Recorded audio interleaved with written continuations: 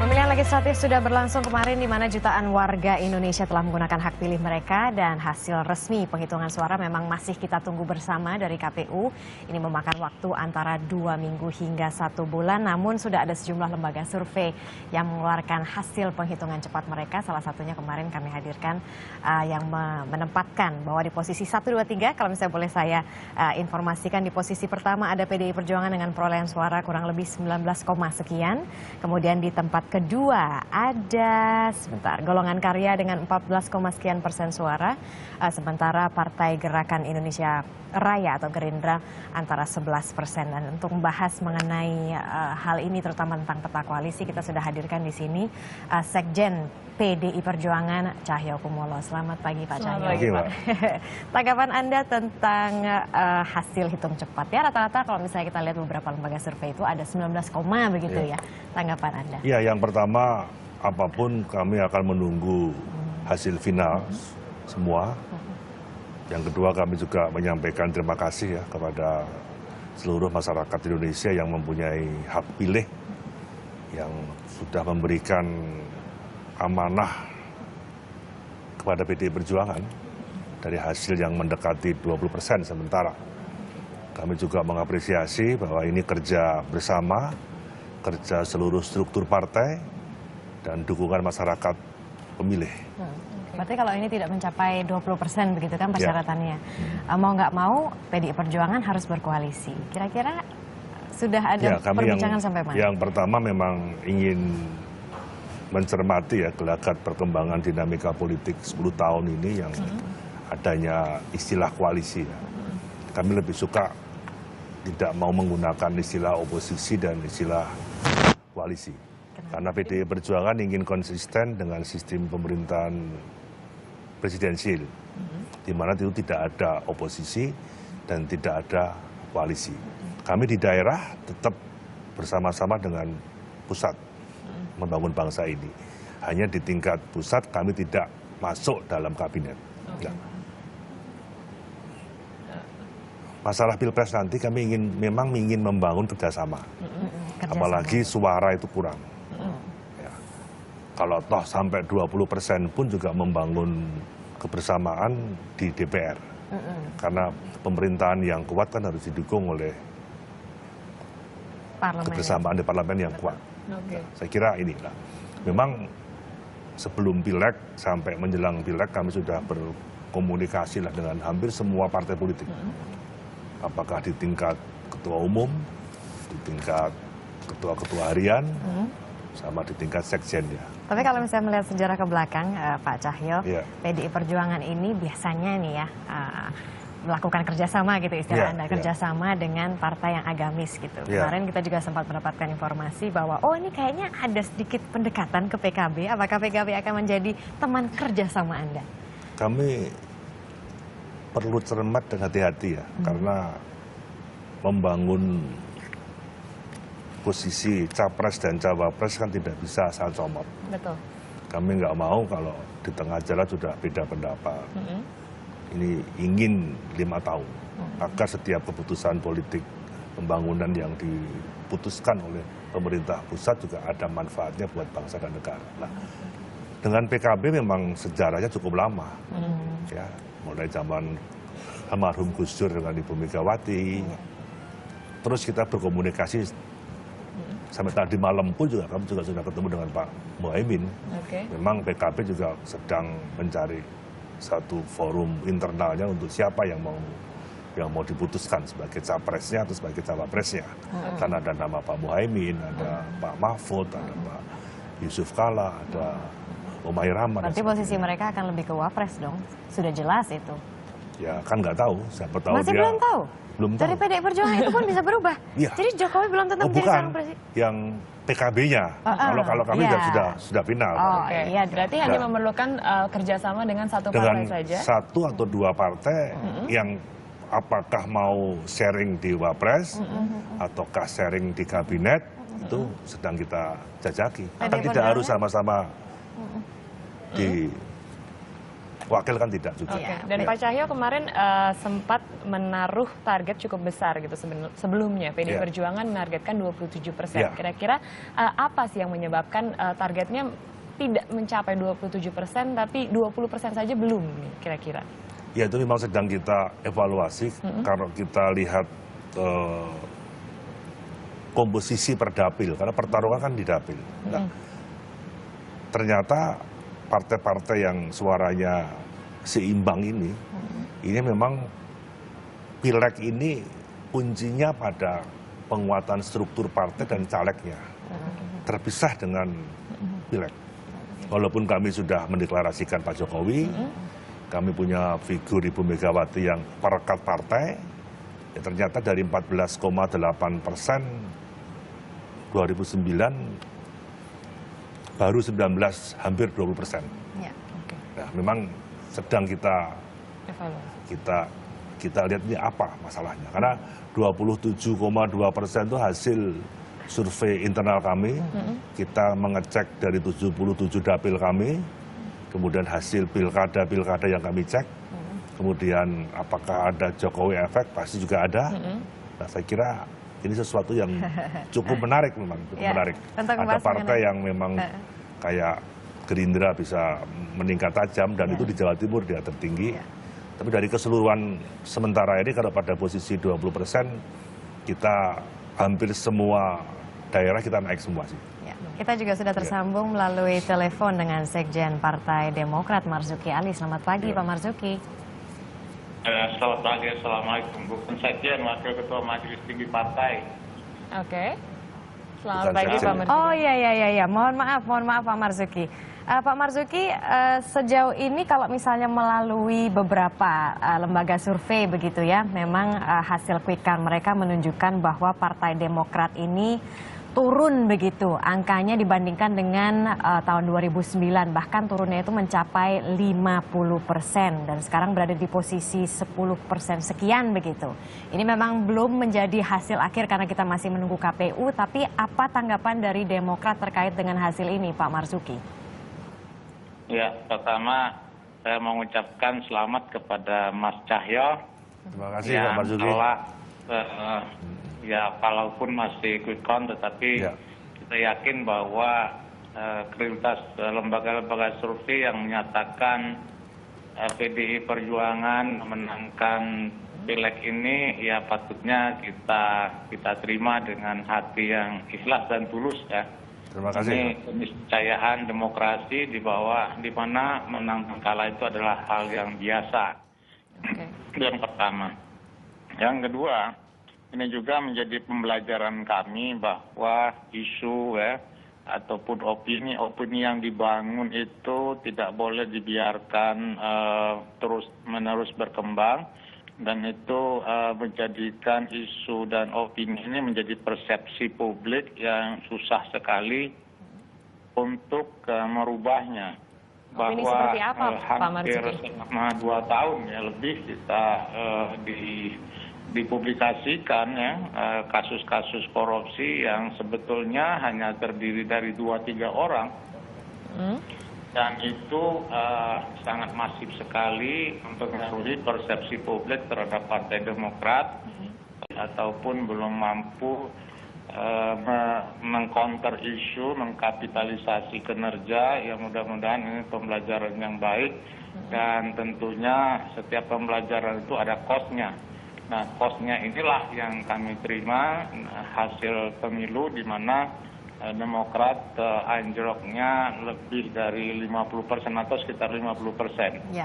Dan ini tentunya harus dimaknai bahwa demokrasi itu memang ada menang dan ada kalah. Dan kita juga paham bahwa Tuhan itu akan menggilirkan kekuasaan itu kepada setiap orang. Bagaimana dengan manuver dari Demokrat setelah mendapatkan hasil seperti ini, Pak Marzuki? Apakah sudah berpikir mengenai koalisi? Sudah pasti tentunya ya? Ya tentu ada komunikasi yang dibangun, yang tentunya selama ini pun ya, komunikasi itu terbangun. Justru dengan PDI Perjuangan juga sebetulnya ada komunikasi-komunikasi yang mewakili ya kedua partai yang terbangun selama ini. Bisa saja bahwa kedua partai yang selama ini kalau saya bilang dengan tanda kutip berseberangan dalam politik itu tidak harga mati terus-menerus akan berseberangan. Jadi artinya bisa saja terbangun koalisi yang substansial ya untuk membawa kebaikan kepada negara ini. Itu yang paling penting sih, bahwa koalisi ini akan mengawal pemerintahan dengan penuh komitmen, tidak seperti koalisi yang terbangun pada zaman pemerintahan Pak SBY, di mana koalisi yang terbangun itu menurut saya sih tidak solid ya, mudah sekali, cair sekali, sesuai dengan kepentingan masing-masing. Nah, kita harapkan ke depan ini koalisi yang terbangun itu betul-betul menghargai komitmen koalisinya, tidak seperti yang telah berjalan selama ini. Itu kira-kira yang berarti posisi Partai Demokrat nanti apakah akan menjadi oposan atau menjadi koalisi kira-kira kalau misalnya kita melihat PDI Perjuangan telah memenangkan begitu, mendapat peringkat pertama di sini? Ya, dalam konteks kabinet presidensial, sebetulnya saya tidak suka ya dengan kalimat oposisi ya. Karena apa? Ya, tidak ada oposisi dalam kabinet presidensial, tetapi ya karena ini pembelajaran juga, mereferensi apa yang dilakukan PDI Perjuangan, bisa saja ada partai yang di luar pemerintahan itu memposisikan dirinya sebagai oposisi, bisa juga sebagai partai yang kritis ya. Kritis artinya mengkritisi perjalanan pemerintah, mengawal perjalanan pemerintah. Kalau baik kita dukung ya, kalau kurang baik ya kita kritisi. Jadi ini hanya sikap ya partai, apakah dia berada di dalam pemerintahan, apakah dia di luar pemerintahan. Saya kira ini adalah satu keniscayaan yang harusnya kita terima, tidak perlu kita persoalkan. Ketua Umum Anda kemarin Susilo Bambang Yudhoyono sempat memberi signal, ini kalau misalnya informasinya kurang tepat mohon kita dikoreksi Pak Marzuki, bahwa SBY itu menyinggung soal koalisi dengan Gerindra, itu betul Pak Marzuki? Ya, selama ini dengan Gerindra cukup baik ya, kita selalu berkomunikasi antara Pak Prabowo dengan Pak SBY. Ya, saya pun ya ada komunikasi juga. Ya, kita lihat ya bahwa kita ini ingin berkoalisi membangun negara, bukan sekedar hanya kekuasaan dan hanya bagi-bagi kekuasaan. Itu karakter Demokrat sejak dulu. Walaupun kita menang pemilu, ya kita tidak artinya memanfaatkan kekuasaan untuk kepentingan kita. Tetapi justru kekuasaan itu lebih banyak dimanfaatkan oleh orang lain ya. Dan bagi kami yang penting adalah kemanfaatannya untuk kepentingan bangsa dan negara. Itu yang komitmen kita ya. Artinya koalisi yang kita bangun ini kita berharap betul-betul bisa mengawal pemerintahan berjalan secara stabil. Tentu dinamikanya tidak bisa kita hindari ya, sebagai kabinet presidensial multipartai biasalah ada dinamika, tetapi paling tidak mengganggu jalannya pemerintahan. Itu yang kita harapkan. Satu lagi pertanyaan untuk Pak Marzuki, sudah nyiapin cawapresnya dong nih ya Pak ya? Ya, kita tentu tidak bisa memastikan si A untuk menjadi capres atau cawapres. Kalau kita berkoalisi dengan Gerindra, tentu Gerindra kan sudah pasang patokan artinya. Ya, dan sesuai dengan perolehan suara juga, Gerindra lebih besar dari Demokrat adalah hal yang normatif ya, dan menurut saya wajar kalau Gerindranya diposisikan sebagai calon presiden. Artinya tergantung daripada Pak Prabowo juga, tentu tidak bisa dipaksakan untuk berpasangan dengan si A, si B, si C. Tetapi tentu Demokrat akan menyampaikan beberapa calon yang kira-kira bisa berkolaborasi, bersinergi antara capres dan cawapres untuk membangun negara. Ya, pada akhirnya juga tergantung daripada Pak Prabowo, kira-kira yang mana yang cocok untuk pertama memenangkan kompetisi, Yang kedua adalah membawa bangsa ini ke depan menjadi lebih baik. Kita tidak hanya berpikir tentang kemenangan, tetapi juga kita berpikir bagaimana pasangan capres-cawapres ini juga bisa membangun negara ini ke depan lebih baik lagi. Itu harapan kita. Baik, terima kasih Bapak Marzuki Ali. Kita minta tanggapan langsung dari Pak Cahyokumolo. Kira-kira seperti apa? Tadi dibilang tadinya oposisi, sekarang mungkinkah ada kerjasama antara Partai Demokrat dengan PDI Perjuangan? Iya, namanya politik kan semuanya serba mungkin ya. Hanya dalam konteks pilpres ini kan kita harus cermat dan hati-hati, bukan bicara masalah dengan partai siapa, tapi kami akan hati-hati cermat untuk memilih calon wakil presidennya Pak Jokowi. Ya jangan sampai. Tipenya seperti apa kira-kira Pak? Ya setidaknya yang ya punya visi yang sama ya. Kan Pak Jokowi ingin membangun bangsa ini, satu, berdaulat di bidang politik. Yang kedua, berdikari di bidang ekonomi dalam skala yang luas, menyangkut kedaulatan energi, pangan, dan sebagainya. Yang ketiga, berkepribadian. Oke, ada desas-desus terakhir, ada keinginan untuk membawa cawapres yang lebih ke militer. Mungkin nggak itu? Ada beberapa orang yang mengatakan demikian. Kami tidak ingin terjebak pada dikotomi sipil militer, laki-laki perempuan, ya apapun harus punya visi yang sama, punya platform yang sama, dan jangan terlalu punya karakter yang berbeda dengan Pak Jokowi. Kita ingin banyak mendengar masyarakat, kita ingin banyak bekerja untuk bangsa ini, maka mencari figur yang mau turun ke bawah, yang mau bekerja, yang punya satu visi yang sama, punya platform yang sama. Karena kita sudah punya kesepakatan bahwa Pak Jokowi akan membangun bangsa ini dengan prinsip Trisakti tadi. Itu yang ingin kita coba. Nah, semua partai kita terbuka. Ada komunikasi. Termasuk Golkar yang sudah menyatakan bahwa, oh ya, Agung Laksono kemarin menyatakan bahwa, oh ya kita tertarik untuk berkoalisi dengan PDI Perjuangan. Tanggapan Anda tentang posisi Golkar ini bagaimana? Padahal kalau misalnya kita melihat kan Golkar itu kan memang sudah sangat harga mati gitu. Prabowo dengan Gerindranya, kemudian ada Abu Rizal Bakri dengan Golkarnya. Tapi ya karena PDI Perjuangan sudah punya capres Pak Jokowi, ya saya kira kita akan bekerja sama yang setidaknya ya mau jadi wapresnya gitu kan. Wapresnya dong.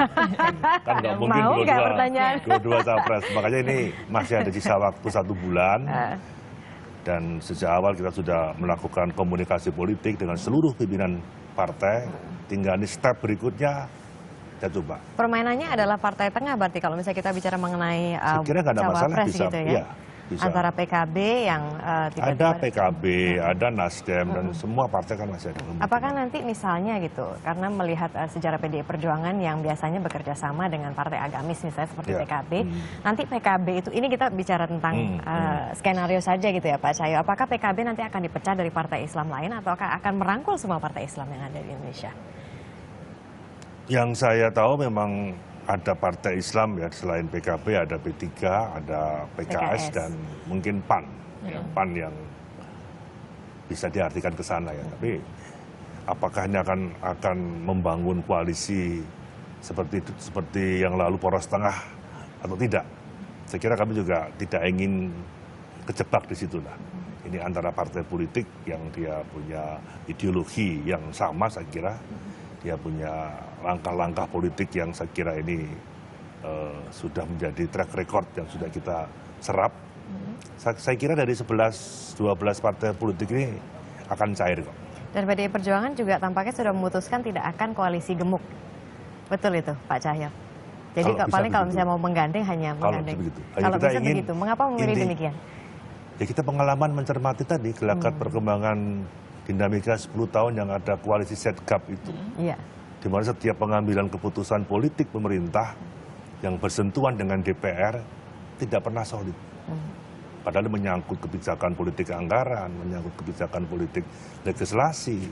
Ini yang kasihan kan bangsa ini, masyarakat ini juga. Makanya kami ingin pemerintahan yang kuat didukung oleh parlemen yang solid. Yang solid, yang tidak ada politik yang semua sama. Dan sekarang kan DPR sedang sedang disorot oleh semua bangsa ini. Saya kira itu. Dan juga semalam itu Megawati Soekarno Putri sudah bertemu dengan Joko Widodo jelang tengah malam, betul ya? Apa hasil dari pertemuan itu, Pak Cahyo? Ya, saya kira semalam hanya sekilas evaluasi saja. Karena dari target partai kami kan antara 25-27, kemudian kita mendeklarasikan Pak Jokowi lebih awal kan setidaknya ada semangat yang harus muncul. Tapi ternyata pilihan masyarakat yang punya hak politik ini berbeda. Memilih partai politik dengan memilih capres ini berbeda. Jauh berbeda. Makanya kemarin juga ada pernyataan yang menarik dari pengamat politik Prof. Hamdi Muluk yang mengatakan Jokowi dengan partai itu agak sedikit berbeda. Ketika kita bicara Jokowi, elektabilitas dia memang tinggi, tapi tidak semua orang suka dengan PDI Perjuangan. Anda sepakat dengan itu? Sepakat, karena orang yang memilih PDI, memilih Pak Jokowi, itu mayoritas belum tentu dia memilih PDI Perjuangan. Baik. Kan juga pengalaman di DKI itu, semua lembaga survei kan tidak ada yang memenangkan Pak Jokowi dulu. Tapi toh juga berbalik bisa Pak Jokowi yang menang. Nah, jadi saya kira inilah bangsa kita sedang berproses bahwa pilihan terhadap seseorang itu beda dengan terhadap. Berarti kira-kira kalau misalnya mau bicara mengenai peta koalisi kan sekarang memang masih sangat baru sekali ya, jadi semua masih berkonsolidasi begitu. Kalau misalnya dari PDI Perjuangan, kira-kira masyarakat Indonesia bisa tahu PDI Perjuangan itu arahnya kemana itu dalam waktu berapa lama? Saya kira sebelum Pilpres dong yang pasti. Mbak berdua juga sudah bisa menganalisa. Masyarakat juga sekarang sudah semakin cermat ya. Seandainya kita nanti akan bersama-sama dengan 1, 2, atau 3 partai, jelas kepada siapa kan jelas. Oke, kalau harus jelas berarti harus ada namanya Pak. Ada beberapa nama yang kemarin sudah dikatakan siap untuk menjadi wakil dari Pak Joko Widodo. Kita sebut beberapa, mungkin Muhammad Yusuf Kalla, mungkin dari Pak Cahyo, siapa yang kira-kira benar? Saya belum bisa berandai-andai, kan dengan hasil yang belum mencapai di atas 20% kan sangat cair. Jadi belum ada nama? Belum ada nama. Semua sedang dalam kacamata kita mencermati dulu. Karena ini harus hati-hati, kami nggak ingin memilih figur yang mendampingi Pak Jokowi akan menghambat membangun bangsa yang harus semakin hebat ini ke depan. Oke, baik. Terima kasih banyak Sekjen PDI Perjuangan Cahyo Kumolo. Kita akan pantau bersama tentunya. Ya, kalau misalnya kita mau menunggu ya tentunya kita menunggu hasil akhir yang akan dikeluarkan oleh KPU. Itu memang makan waktu sebulan ya. Oke, harus menunggu sih tapi tepatnya. Sebelum ada keputusan dari partai. Kan bisa sehari sebelum masuk ke KPU kan masih mungkin kan berubah. Oke, terima kasih banyak Pak Cahyo. Dan